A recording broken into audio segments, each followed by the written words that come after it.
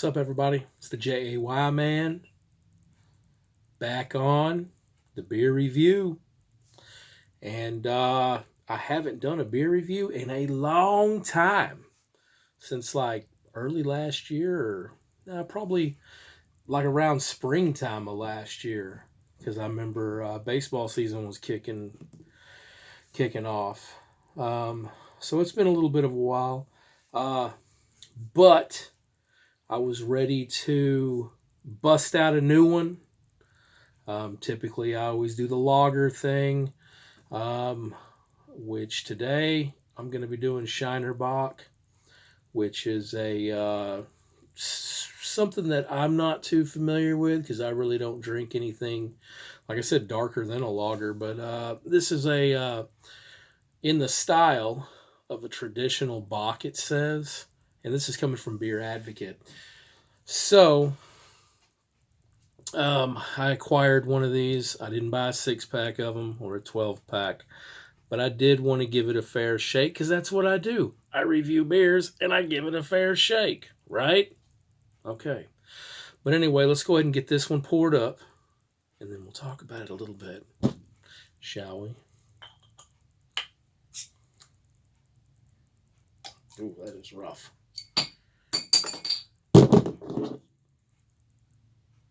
Yeah. Okay, here we go. Like I said, Shiner Bock. There you go. Plug it. Gotta plug it. I typically try to memorize this stuff, but we'll do it straight up and down. We'll do a hard pour, and we'll see what we get. I typically try to memorize this stuff, but I didn't this time. So plug it. Plug that thing, man. So I've just got it up on my tablet right here. So I got a few things for some websites, but I primarily kind of got my information from Beer Advocate and also Wikipedia, which a lot of people say don't use Wikipedia to review your beer to get beer material because they're wrong. But I don't know. It's hard to trust anybody really. Some people say don't even trust Beer Advocate. And I'm not trying to character assassinate them or anything like that, but you just never really do know. But anyway, here's a little bit about that. That's what that's looking like. That's looking like a very dark, I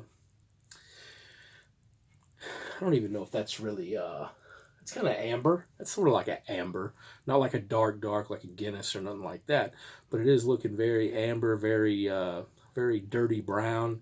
It does have a frothy head on it. Yeah. So that's looking, it's looking very thick head, very thick, creamy head. Very frothy. So here's a little bit about it. Like I said, it's a Bock traditional. It is called Shiner Bock. It says right here that it was it's brewed by the Spetzel Brewery in Shiner, Texas. On the bottle it says established 1909.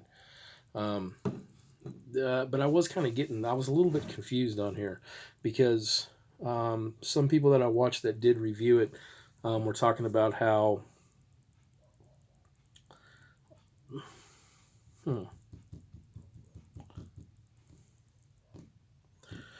kind of getting the years kind of mixed up a little bit here because the Spetzel Brewery itself actually started in 1909, but from my understanding, this particular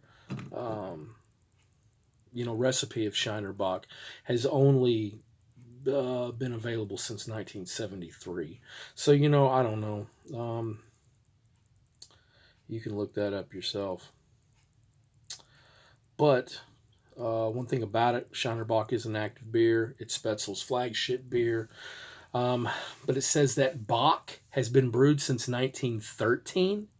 But I don't think that necessarily means this recipe of Shiner Bock. But maybe just Bock style beers.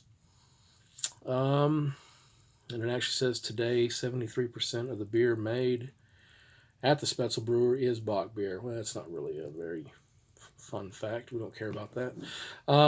It does get a 74 score on Beer Advocate, which they call that okay. I am from Texas, and I do hear that this is a very popular beer in Texas. Mostly everybody I really know has probably had a Shiner Bock or two at one point. Like I said, if I have had one, I don't remember, and damn sure don't remember what it tastes like. Because like I said, I'm really more of a lager beer. I'm more of like a cheap gas station lager type of dude. Don't really drink too many of these types of beers. But let's go ahead and give it a smell. As always, it's kind of got, I don't know, it reminds me of just the way dark beer smells. It does kind of, it's hoppy. You got a little bit of that hoppiness to it. But it says right here that it is brewed with rich roasted barley malt and German specialty hops. And this lightly hopped American style dark lager. So I guess it is technically in the family of lagers if you are calling it an American style dark lager. I don't get that. But anyway, it says it used to be a seasonal beer, but it says, but fans have demanded it year round since '73. So maybe '73 was the opening year and the year it came out. But anyway, let's go ahead and get a drink, try it out, see what's going on with this thing. Yeah. Oh yeah, that's that.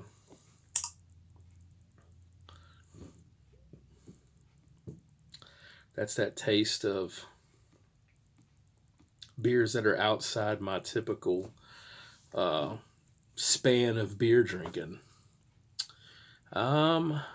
See, I've never had like Shiner Premium or Shiner Black Lager, Shiner Prickly Pear Lager, Shiner Light Blonde. See, I've never even heard of these. I've always heard of just this one, and I really don't drink it. And I know a lot of people, like someone like my dad, he likes dark beer. I've said it before in my other beer reviews, my dad's a big Guinness fan. And it's hard to get those on tap though, at restaurants here. So anytime my dad would go out, he would say, "Hey, give me the darkest beer you got on tap," and this is what they'd come back with, and he was all like, "Nah, man, that ain't even to him. That's not even dark beer. That's crap." But I don't know. It's kind of got a. I'm still trying to sit here and it ain't like, I don't know. It's not horrible enough to make you like the going in part. It's not horrible enough to make you pucker up or nothing. But I don't know. I'm not really digging it. But that's also because, like I said, I'm not really in tune with these type of style beers. I'm used to your, $1.89 lager shit in a can. But I'm trying to keep an open mind these days.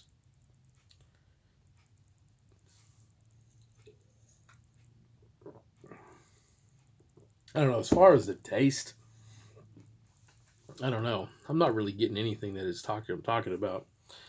All that.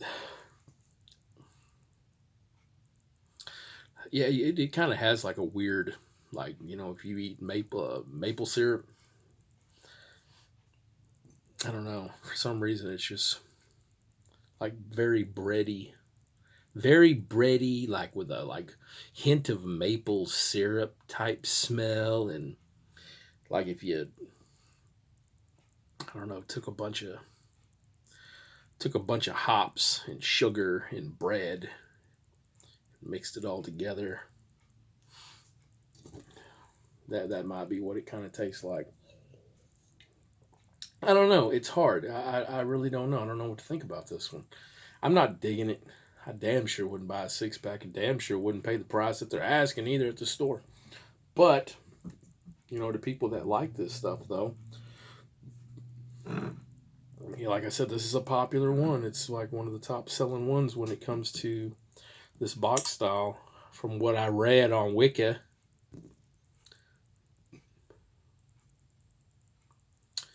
But, here we go. I'm getting down to the brass tacks. And I honestly want to say, I usually do 5 stars. I always do 5 stars. 5 being the best, the absolute best, and 1, being, it's pretty shitty, but at least it ain't zero, right? I don't know. Uh, Man, it's probably going to rock.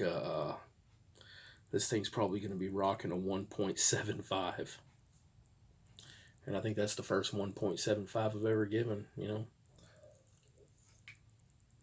But overall, it's the JAY, man. Beer review opinion. So, don't take my word for it. Rush out and get you a 6-pack of these bad boys and see if you like it. I know a lot of other people do. But like I said, 1.75 out of 5 stars. That's the JAY man review. Peace out.